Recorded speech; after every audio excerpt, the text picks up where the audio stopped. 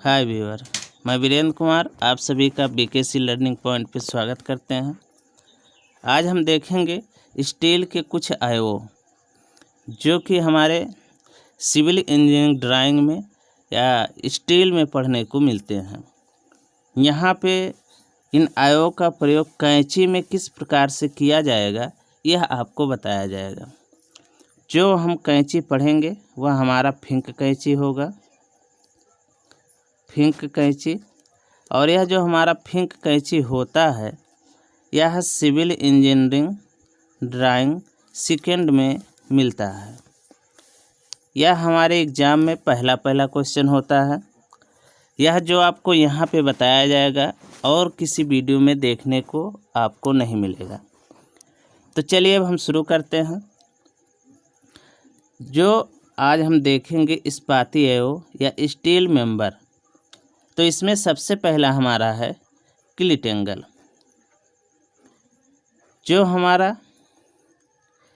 क्लिट angle होता है इस प्रकार से बने होते हैं और यहाँ पे जो होल दिखाए गए हैं इसमें रिवेट लगा करके बांधा जाता है। यहाँ पे भी हमारे जो दिखाए गए हैं क्लिट एंगल ही दिखाए गए हैं, कोणीय खंड ही दिखाए गए हैं। यह कई प्रकार के होंगे। इसकी जो भुजाएं हैं ये दोनों भुजाएं बराबर यहाँ पे दिखाया गया है, यह छोटा बड़ा भी हो सकता है। जैसे यदि बात किया जाए इस वाले एंगल की, तो अगर यहाँ से इस एंगल को देखेंगे तो हमको इस प्रकार से ऐसे करके दिखेगा। यहाँ इसकी जो मोटाई है और लंबाई है यहाँ पे दिखेगा, इस दिशा में जो मोटाई और लंबाई है वो हमको यहाँ पे दिखेगा। तो इस प्रकार से कोणीय खंड हमको दिखाई देगा। अब जो यहाँ पे होल किए गए हैं इन होलों में क्या करते हैं, रिवेट लगा देते हैं। अगर इसके प्रकार की बात किया जाए तो बहुत सारे होते हैं, माप के आधार पे भी होता है। जैसे यदि कहा जाए कि यहाँ से इसकी जो ऊंचाई है यह ऊंचाई h हो और यहाँ से इस दिशा में जो चौड़ाई है यह भी हमारा h हो, यानी कहने का मतलब ये है कि इसकी चौड़ाई यहाँ से लेकर के यहाँ तक का माप और इसकी ऊंचाई यहाँ से लेकर के यहाँ तक का माप, यानी ये माप और यहाँ से ये माप दोनों सेम है, तो यह समकोणीय खंड कहलाता है। अगर किसी एक की लंबाई अधिक है तो यह हमारा विषमकोणीय खंड होता है। ये जो हमारा अवयव है, एंगल है, यह अधिकतर किन्हीं दो अवयवों को आपस में जोड़ने का काम करता है। जैसे यदि कहा जाए कि हमारा कोई एक प्रकार से ऐसे अवयव है और इसी से हमको दूसरा अवयव जोड़ना हो जो यहाँ से इस प्रकार से जा रहा हो, तो यहाँ पे हम क्या करते हैं, गजट प्लेट लगाएंगे या कहीं कहीं पे हम क्लिट एंगल का प्रयोग करके भी जोड़ सकते हैं।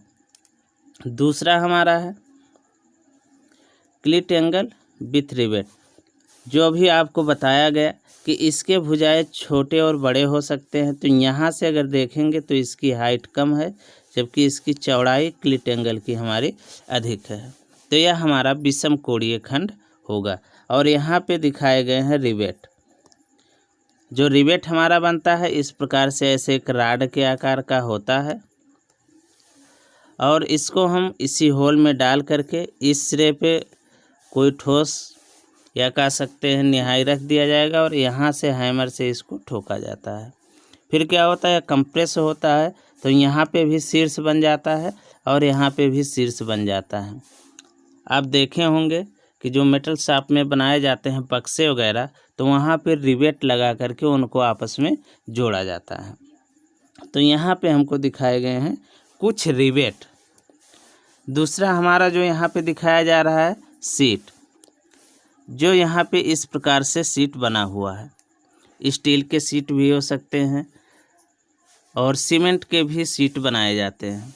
या क्या किया जाएगा, जब फिंक कैंची बनाएंगे तो उसको ढकने के लिए काम में लाया जाता है। जैसे अगर कहा जाए कि इस प्रकार से यहाँ आधार दे करके और यहाँ पे इस प्रकार से ऐसे रखा जाए, तो यहाँ पे जो रखा जाएगा यही हमारा होगा सीट।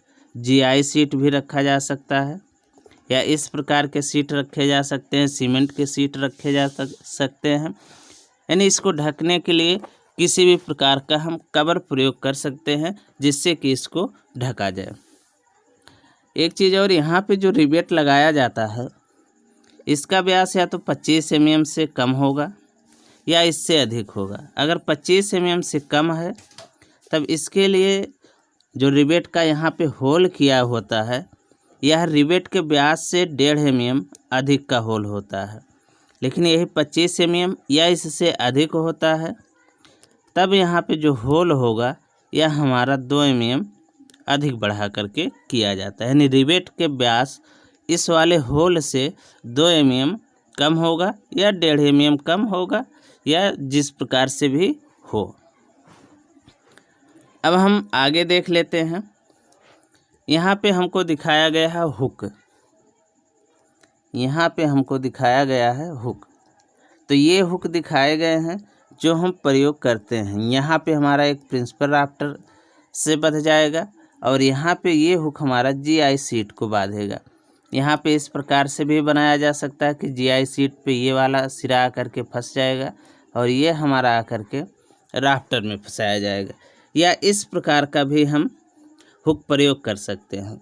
या हुक हमारा इस प्रकार से भी हो सकता है और यहाँ पे चूड़ियाँ कटी हो और यहाँ पे नट लगा करके आपस में सीट को और सीट के साथ इसमें लगने वाले राफ्टर को आपस में बांधता है, जिससे कि जो GI सीट या किसी प्रकार का सीट या कवर से ढका जाए तो वह हमारा नीचे की तरफ या किसी तरफ खिसक करके ना जाने पाए। इसके बाद है हमारा आई सेक्शन। आई आकार का सेक्शन प्रयोग करेंगे जो हम प्रिंसिपल राफ्टर या टाई बीम या ट्रस्ट के रूप में कैंची में प्रयोग में लाया जाता है। तो यहाँ पे देखेंगे तो कुछ हमको आई सेक्शन दिखाए गए हैं, जिसका यहाँ पे अगर इस वाले भाग को देखा जाए तो इसका सिरा आई के आकार का बना हुआ है। यदि यहाँ पे देखते हैं तो ये भी हमको उसी प्रकार से दिखाई दे रहा है। यानी यदि इसका यह सिरा हमको आई आकार का दिखता है तो यह हमारा आई सेक्शन कहलाता है। और इस दिशा में इसकी लंबाई जो होगी यह आवश्यकता अनुसार कम या ज़्यादा किया जा सकता है। अगर लंबाई अधिक चाहिए तो 2-3 आयों को आपस में जोड़ा जा सकता है, या कम चाहिए तो एक आयो से या एक आयो को भी छोटा करके प्रयोग में लाया जा सकता है। तो इस प्रकार के हम आई सेक्शन का प्रयोग करते हैं। अगर यहाँ पे देखेंगे तो एक हमको दिखाया जा रहा है टी सेक्शन, जो यहाँ पे टी आकार हमारा बना रहा है। ये हो गया और यहाँ से इस प्रकार से ऐसे आपस में आकर के जुड़ा हुआ है। और इसकी इस दिशा में जो लंबाई होगी यह लंबाई इसकी भी आवश्यकता अनुसार घटाया बढ़ाया जा सकता है। इसका प्रयोग हम जहाँ पे करते हैं वो हमारा होता है राफ्टर या टाई बीम। टाई बीम इन दोनों स्थानों पे इसका प्रयोग अधिकतम हम करते हैं। जहाँ पे अगर इसकी बात किया जाए तो ये हमारा वेब कहलाता है, वेब। और यह जो नीचे की तरफ है ये हमारा फ्लेंज कहलाता है। इसी प्रकार का राउंड कह सकते हैं या पाइप एक दिखाया गया है। इसका प्रयोग भी कैंची में किया जा सकता है, जो इन आयों का ना प्रयोग करके वहाँ पे पाइप का आकार का आयो प्रयोग में लाया जा सकता है। या यहाँ पे देखेंगे तो यल सेक्शन दिखाया गया है।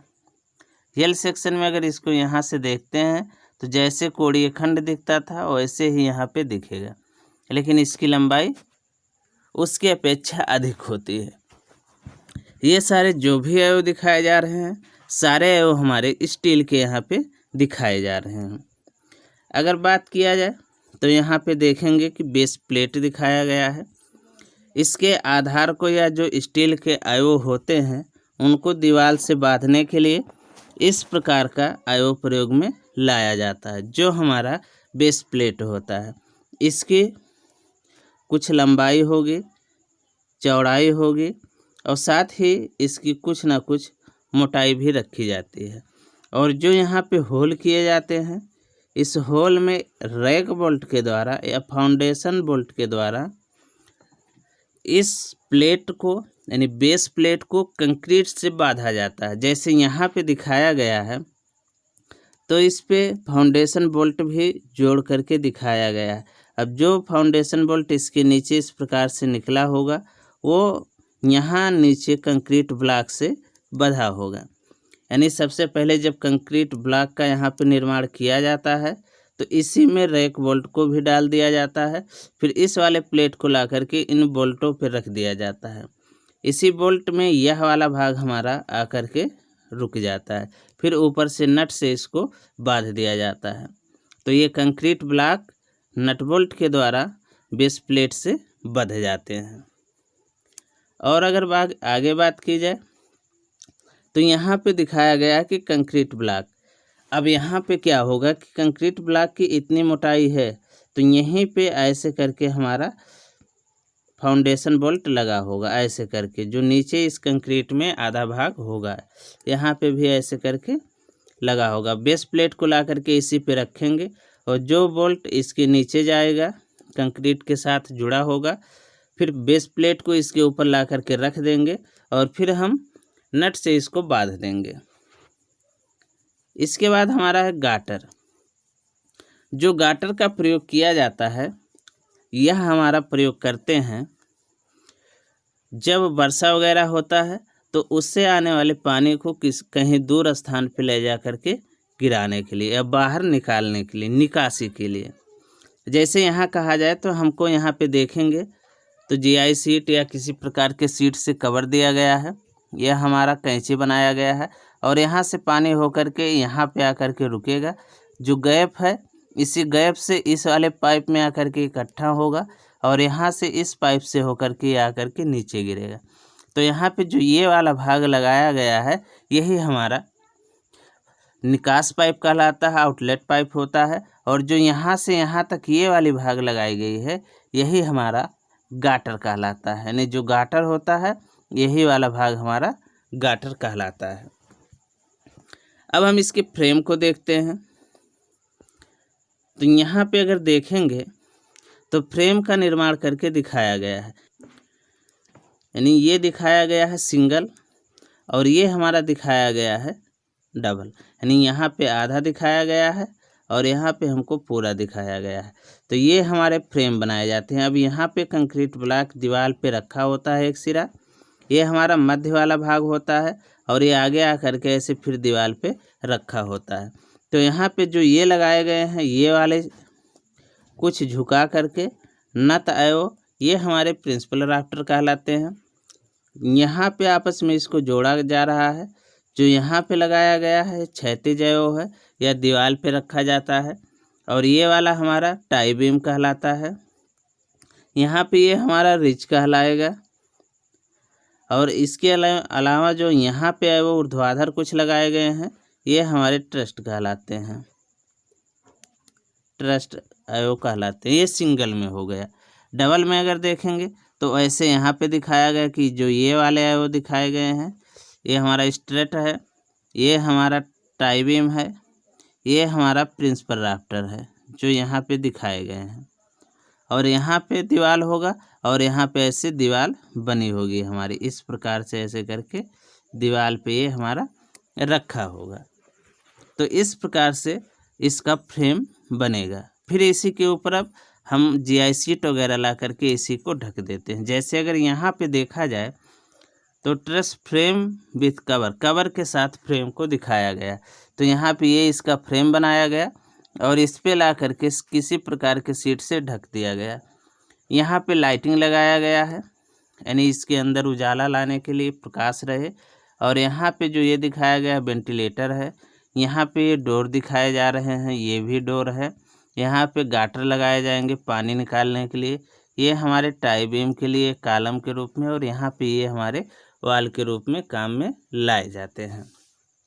तो यहाँ दोनों को आपस में जोड़ करके दिखाया जा रहा है। अगर आगे देखें तो ये जो कैंची हमारा बनेगा, स्टैंडर्ड फिंग कैंची इस प्रकार से होता है। जहाँ पे ये हमारा स्पान होता है, ये टाई बीम होता है, ये सारे स्ट्रेट होते हैं, प्रिंसिपल राफ्टर होता है, ये हमारा रिज होता है, यहाँ पे ओवर हैगिंग होता है, बाहर ये हमारा दीवार होता है, बेस प्लेट के साथ ये आपस में बंधे होते हैं। अब यह फिंक कैंची किस प्रकार से बनाया जाएगा, यह आप सभी को अगले वीडियो में देखने को मिलेगा। यहाँ फिंक कैंची में लगने वाले अवयवों के बारे में थोड़ा सा बता दिया गया है। अब किस प्रकार से इसका निर्माण किया जाता है यह हम आपको अगले वीडियो में बताएंगे। अगर यह वीडियो आप सबको अच्छा लगे तो इसको लाइक करिए, शेयर करिए तथा हमारे चैनल को सब्सक्राइब करिए।